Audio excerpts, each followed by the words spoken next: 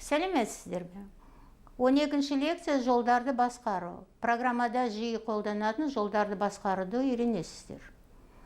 Тексті оқитын курсты әзірлеушісі Нұркен Спашев.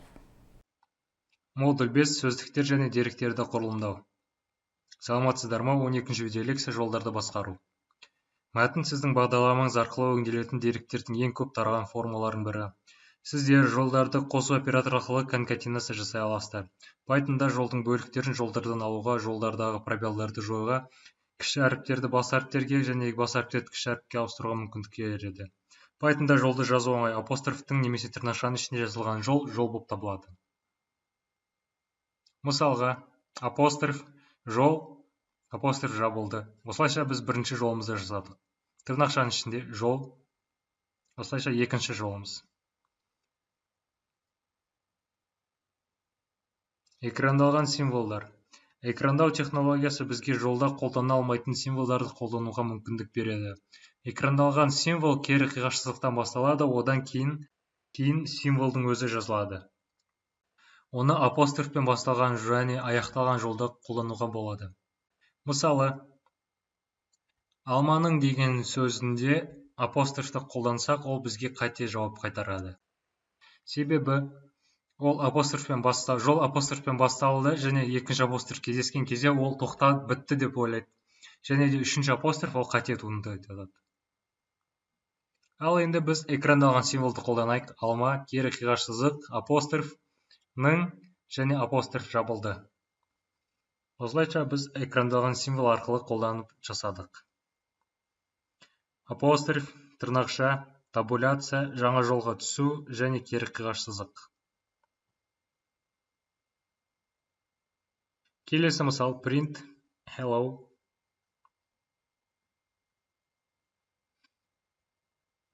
Жаңа жолға түсу, табуляция, how are you?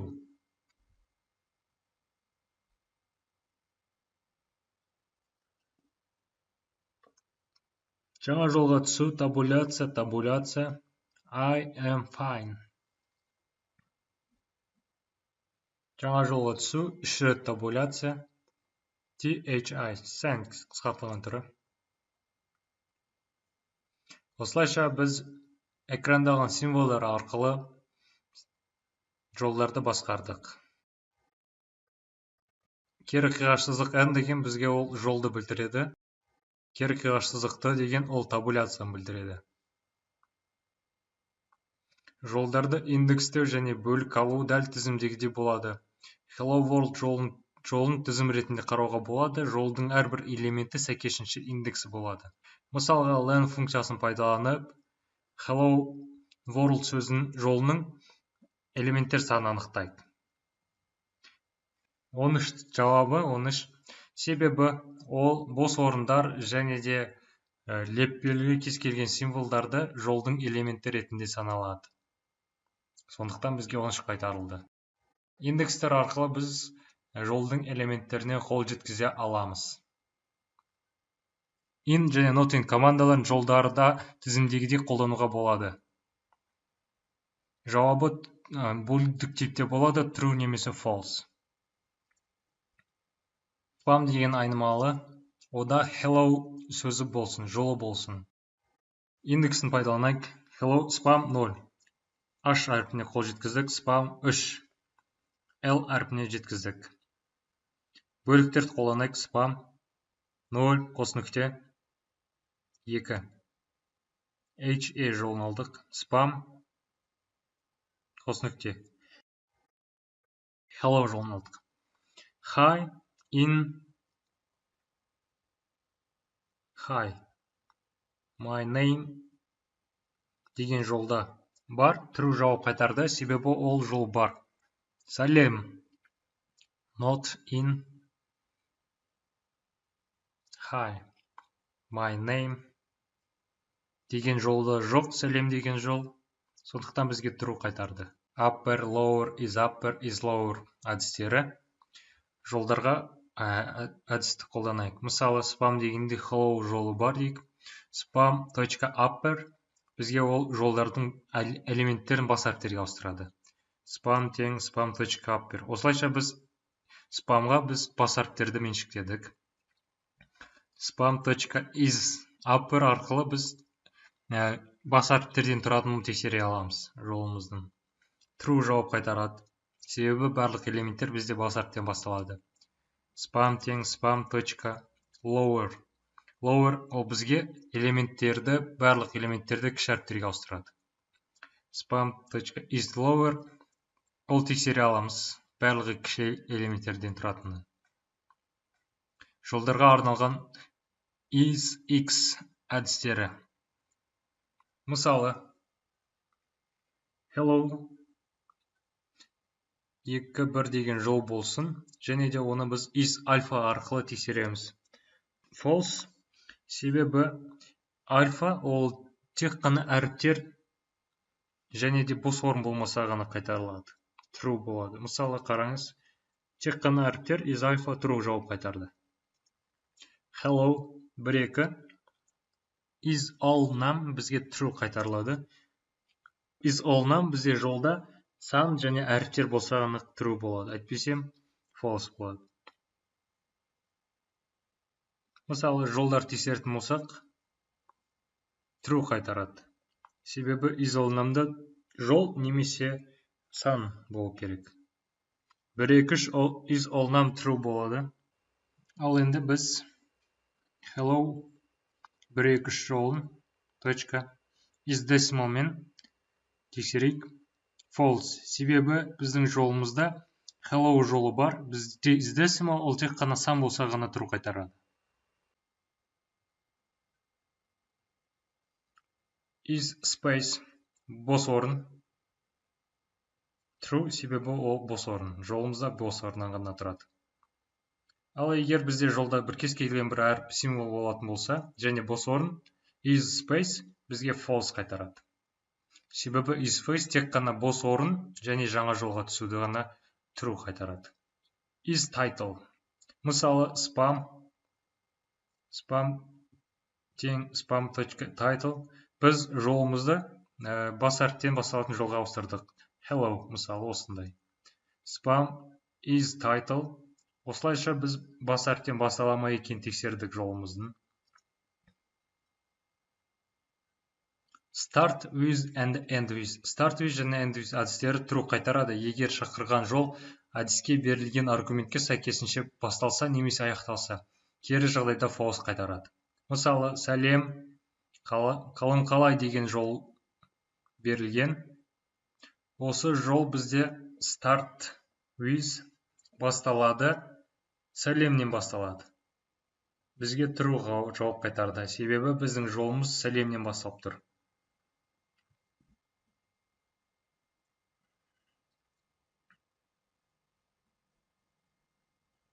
Келесі бізде жол бар. End with ол аяқталатын элементті көрсетеді. End with бізге аяқталады аргумент ретінде сұрақ белгісін аламыз. Біздің жол сұрақ белгісімен аяқталып тұр. True жауап қайтарады.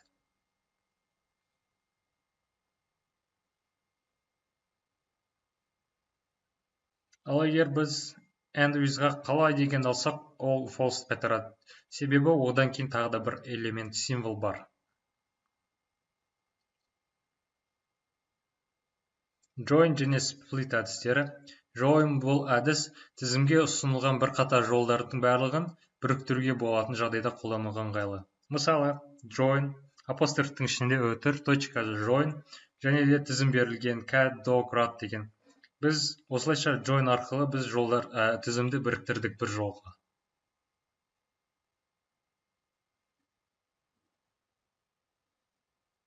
Апострофтың ішіндегі жазылған ол бізге қандай сөздерді неден бөлінетінін көрсете аламыз. Бос орын, өтір, нүкте, кез келген символдар болуы мүмкін.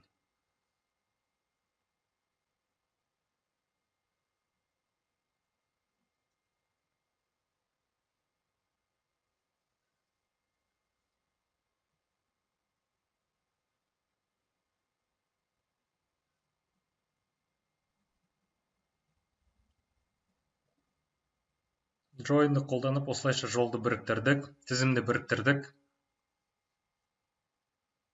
Ал енді келесі бізде Split әдісі. Split әдісі керісінше жолға шақырылады және жауабы тізім болады. Ол жолды тізімге айландырады. Мысалы, my name is Marat.split, осылайша біз тізім жасадық. My name is Marat. Және де сплиттің қабылдайтын аргументі ретінде кез келген символ болуы мүмкін. Мысалға, A деген әріп болса, біз A деген әріп бойынша біз жолымызды тізім элементтерін жасадық, жолды бөліп.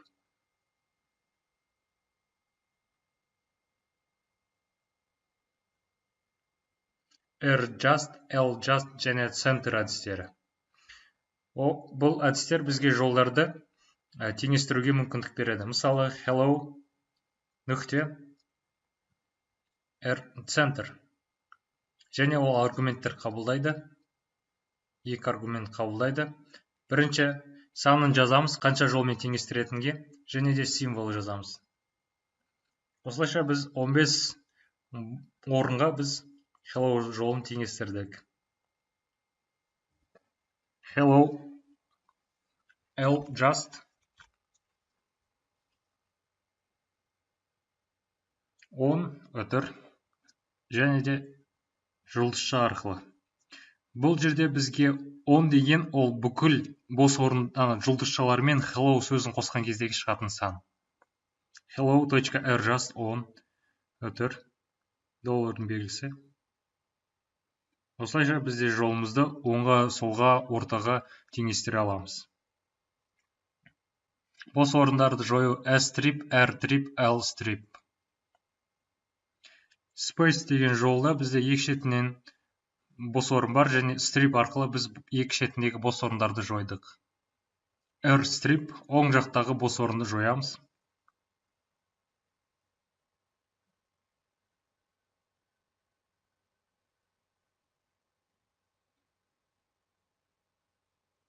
L-strip, сол жақтағы бос орынды жоямыз. Spam деген айнымалыға кез келген элементтерді берейік.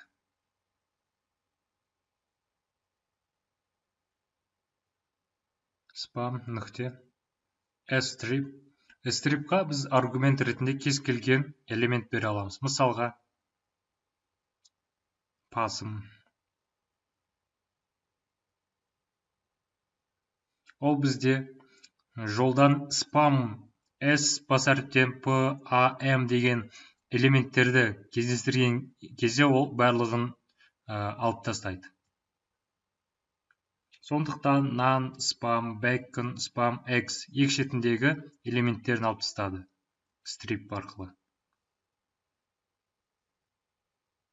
Бізде қана бос орында емес, одан бөлек кез келген элементтерді жоя аламыз.